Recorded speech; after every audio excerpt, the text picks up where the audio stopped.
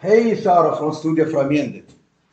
Hon ska hjälpa till och följa till på farsi-språk eller persiska för allt om däcken. Vilken däck det finns. Kan du berätta lite till för vilken däck, vilken period för använda däck, vilken tid att man kan byta den sommar eller vinterdäck. Varsågod. درود و خسته نباشین. امروز آموزش در مورد لاستیک‌های تابستونی زمستونی هستش. لاستیک‌های تابستونی مدت مصرفش تا 8 سال هستش. بهتره که همیشه رو تاریخ لاستیک رو بخونید و از لاستیک تابستونی استفاده کنید. عمر لاستیک تابستونی 8 سال هستش. لاستیک‌های زمستونی 5 سال ضمانت داره. و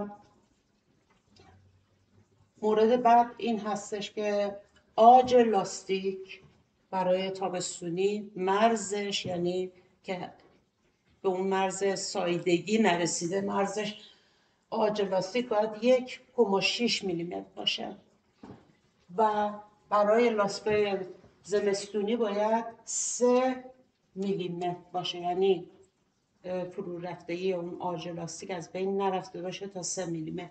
اینا مرزاش هستش. و میایم سر موقعیت های لاستیک های که ما داریم. گاهی اوقات لاستیک رو میبینیم که از کنار ساییده شده.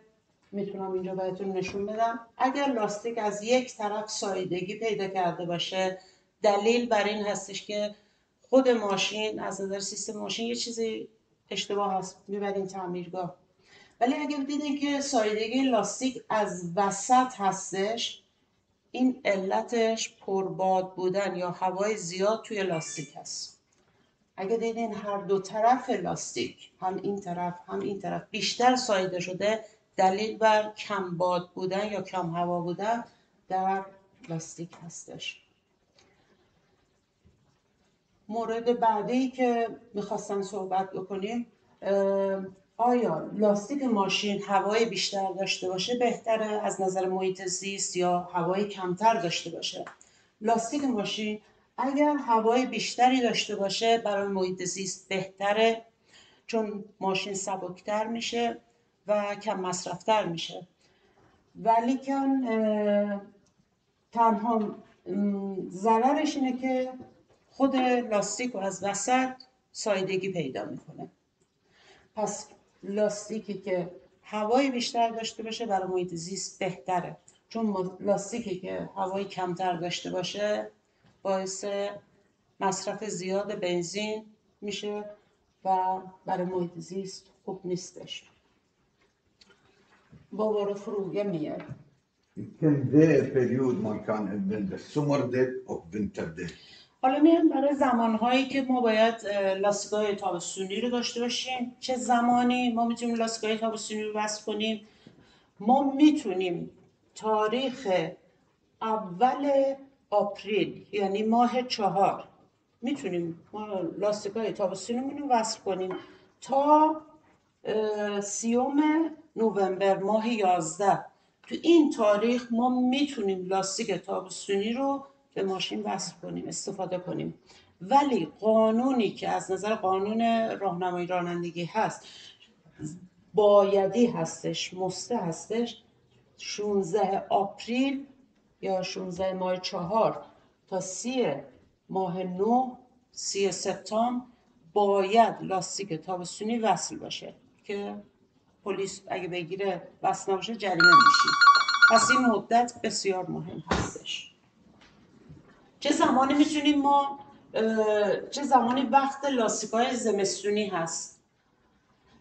لاستیک‌های زمستونی رو ما میتونیم از ماه اول اکتبر، یعنی اول ماه 10، لاستیک‌های زمستونی رو وصل کنیم تا 15 آپریل، یعنی 15 ماه 4 میتونیم این کار رو انجام بدیم، یعنی زودتر لاستیک‌های زمستونی رو بزنیم.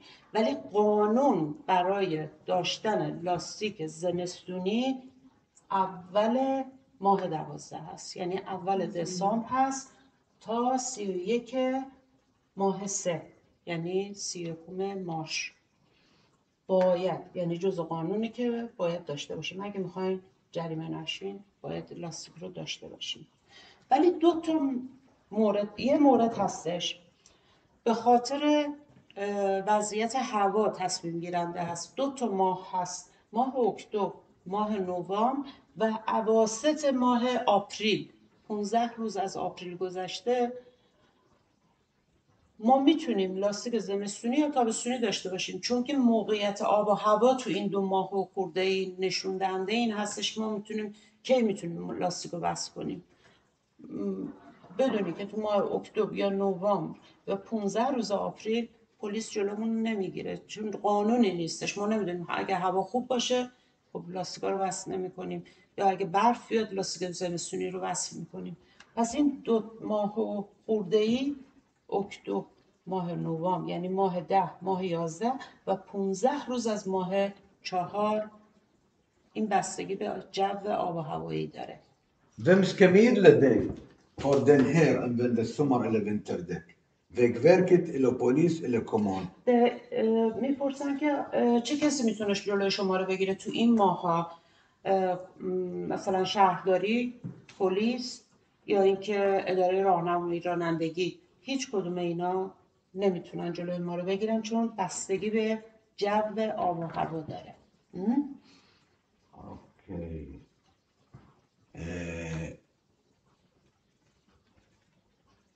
Hade vi rättat av vad den Det har- klimat bestämma för Ja, den här, det har jag ju. bestämma för Ja. den här. Hade vi rättat oss lite på den här period exakt? بله. Ja, det är jätteviktigt. Så. Sen alltså vi spelar den här. Vi har inga mer frågor om den här. Ja, om någon kommentar de kan skriva den här, ska ligga den i اگر با kanalen. سوال دیگه داشتین میتونین توی یوتیوب برای پیام بذارین و عباس میتونه جوابتون رو بده. یک لاستیک دیگه داشتیم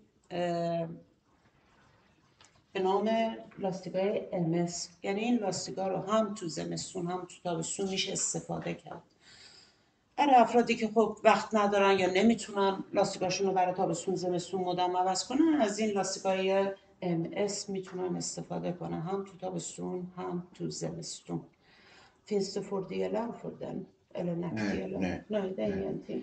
Kan du använda sommardäck på vintern? یه سوالشون این هستش که آیا ما لاستیک های تابستونی رو توی زمستون میتونیم استفاده کنیم؟ این سوال امتحانی هست.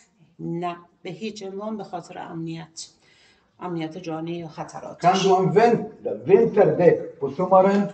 آیا ما میتونیم که لاستیک های زمستونی رو در تابستون استفاده کنیم؟ جواب بله، میتونیم، ولی یه مضراتی داره. یکی اینکه به محیط زیست صدمه میزنه، یکی هم اینکه لاستیک های زمستونی لطیفتر هستش، یعنی خیلی سفت نیستش، ظریفتر هستش و باعث سایدگی لاستیک میشه و از بین رفتن لاستیک میشه.